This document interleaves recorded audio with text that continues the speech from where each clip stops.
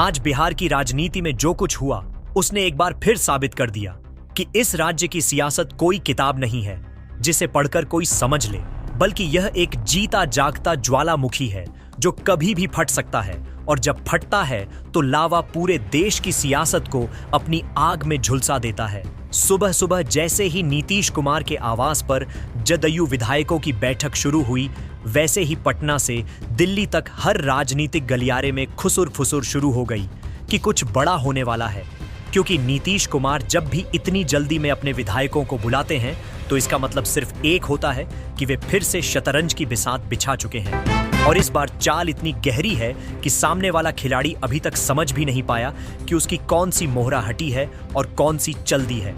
लोग कहते हैं कि नीतीश कुमार पलटू राम है, लेकिन सच ये है कि वे पलटते कम हैं और दूसरों को पलटवाते ज्यादा हैं। और आज जो तस्वीरें सामने आईं, उनमें साफ दिख रहा था कि बीजेपी के नेता चाहे कितना भी मुस्कुरा लें, लेकिन उनकी आंखों में एक बेचैनी साफ झलक रही थी, क्योंकि उन्हें पता चल गया था कि जिस गठबंधन को वे पिछले 2.5 साल से अपनी सबसे बड़ी जीत मानकर चल रहे थे, वह अब शायद उनके हाथ से फिसलने वाला है।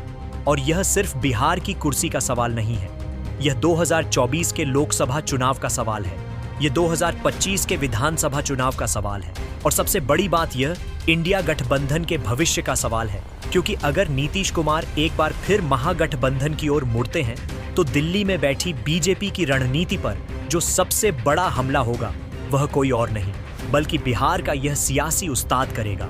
और यही वजह है कि आज पूरा दिन पटना में जिस तरह की हलचल दिखी वह किसी फिल्मी सस्पेंस से कम नहीं थी। सुबह 10 बजे से ही नीतीश कुमार के आवास पर विधायकों का आना शुरू हो गया था।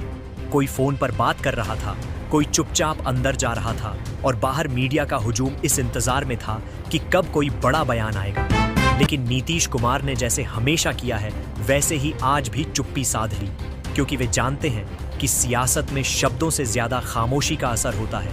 और उनकी यह खामोशी आज पूरे देश को परेशान कर रही थी, क्योंकि हर कोई जानना चाहता था कि आखिर मन में क्या चल रहा है।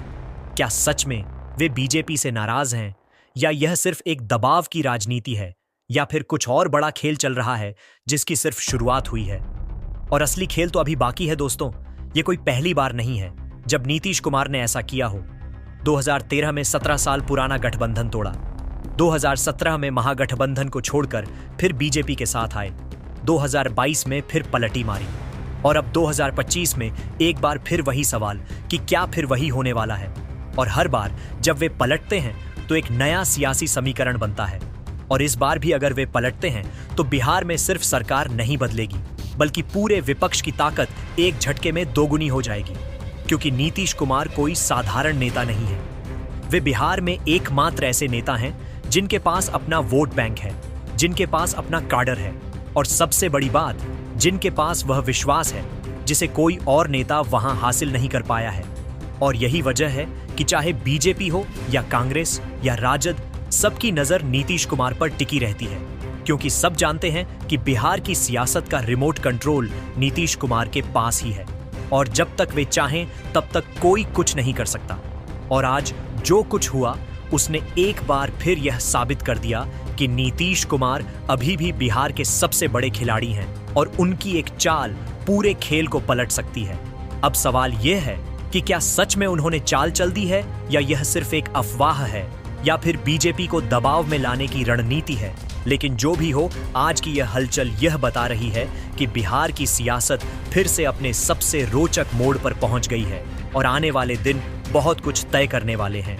दोस्तों, अब बात करते हैं उस दूसरी तरफ की जो आज सबसे ज्यादा बेचैन दिख रही थी, यानी बीजेपी की। क्योंकि जब से नीतीश कुमार की बैठक की खबर आई, तब से बीजेपी के नेताओं के चेहरे पर एक अजीब सी बेचैनी साफ दिखाई दे रही थी। कोई फोन पर बात कर रहा था, कोई दिल्ली से लगातार अपडेट ले रहा था, और कोई चुपचाप कोने में बैठकर कुछ सोच रहा था, क्योंकि उन्हें अच्छी तरह पता है कि अगर नीतीश कुमार ने सच में मन बना लिया तो बिहार में उनकी सरकार एक झटके में चली जाएगी। और यह सिर्फ बिहार की बात नहीं है, यह 2024 में लोकसभा की उन 40 सीटों की बात है जिन पर बीजेपी की नजर थी, और जिन्हें जीतकर वे फिर से केंद्र में अपनी मजबूत सरकार बनाना चाहते थे। लेकिन अगर नीतीश कुमार इंडिया गठबंधन